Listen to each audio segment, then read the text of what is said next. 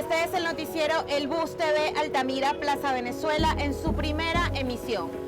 Lo poderoso del formato. The most powerful thing about our offline format is that it enables us to bring information to where people are. So we don't have to wait for them to turn on the TV or have an internet signal to connect to our website.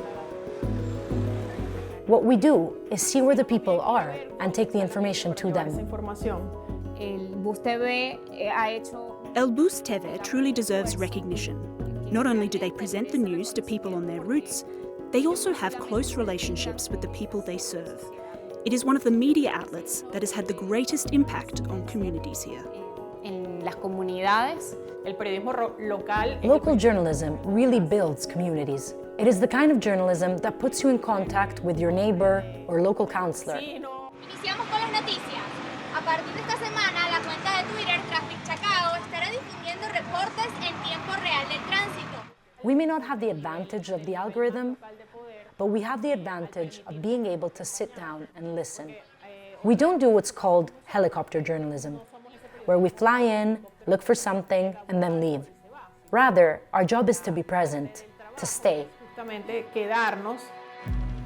In Venezuela's media sphere, where state control is pervasive and journalists are closely monitored, the reporters on El Bus TV have made some conscious decisions. Their focus is local.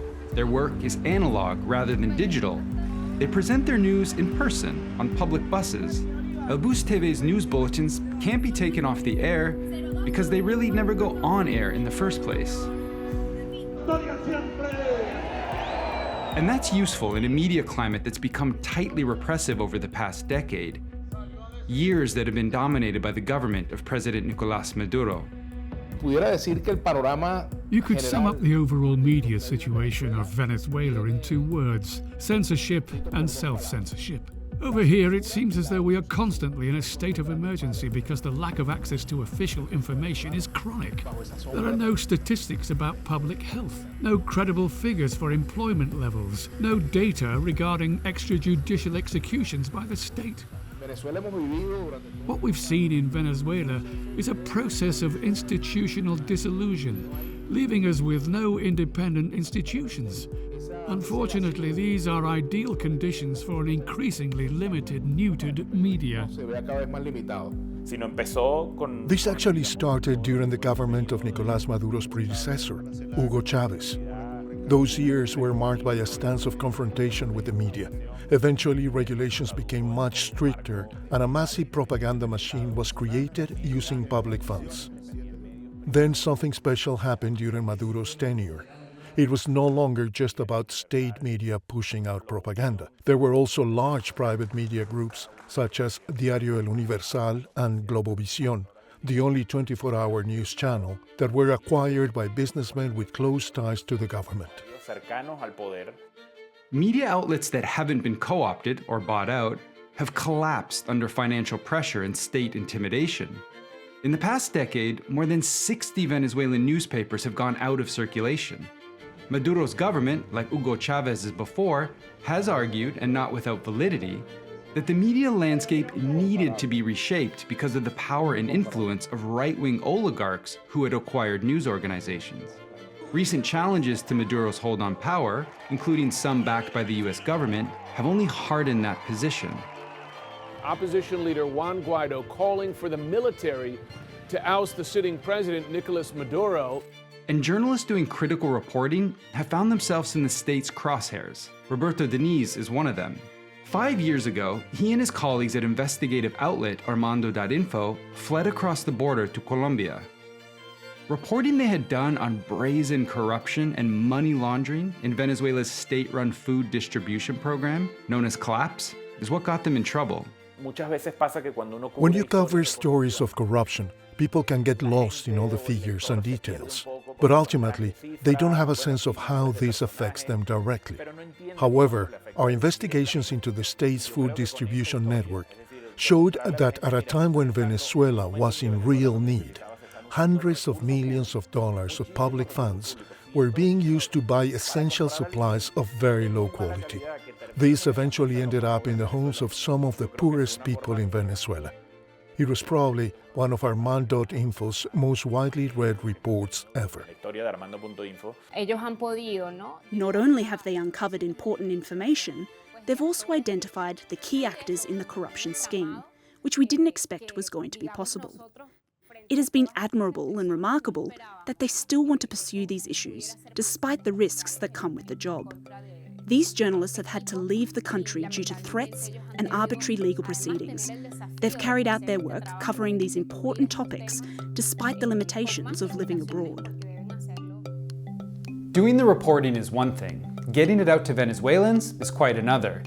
Nearly half the country's population lives in regions with limited access to information.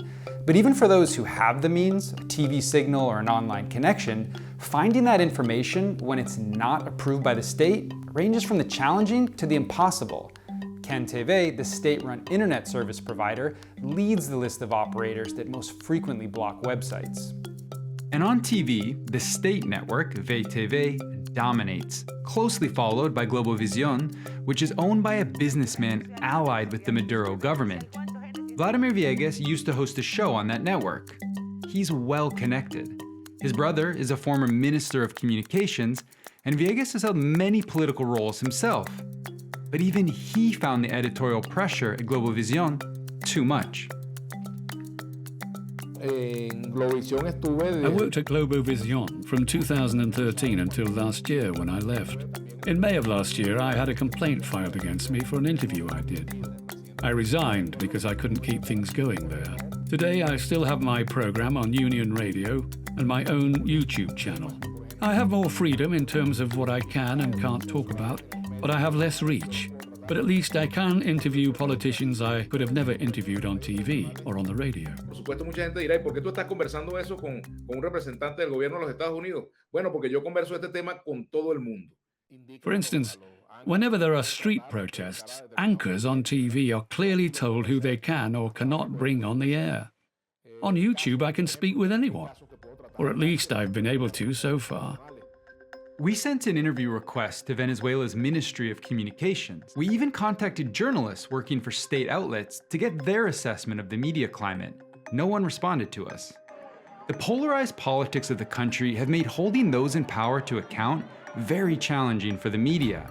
For the journalists at El Bus TV, Armando.info, and on YouTube hosting their own channels, working in the alternative media space has not just been about reporting the unreported, but also about keeping a journalistic spirit alive in Venezuela. And doing that has involved banding together and pooling resources. El periodismo venezolano en general. For several years now, and not really by choice, Venezuelan journalists have had to learn to form alliances. We've needed a network to support and defend one another, even though it would seem more natural for us to be in competition for audiences and advertising. This is in fact a great moment to do journalism in Venezuela, because we're acutely aware that we're all equally necessary. I believe that at some point in the future, Venezuelans are going to acknowledge the contribution made by the many small independent media outlets that have worked to preserve a variety of viewpoints and to condemn irregularities. I think it's important to acknowledge the opportunities that have arisen despite the restrictions we've endured. Independent journalists have fought to continue their work. We ally with each other, we innovate and we adapt. It's clear that we don't need to depend on technology or huge financial support to work towards information freedom in Venezuela. It's interesting that through journalism, we have the ability to create spaces and openings for information to reach our audiences. Thanks for watching. If you'd like to see more media analysis on the US, Taiwan, China, or anywhere across the globe, we have plenty to offer. Just click here.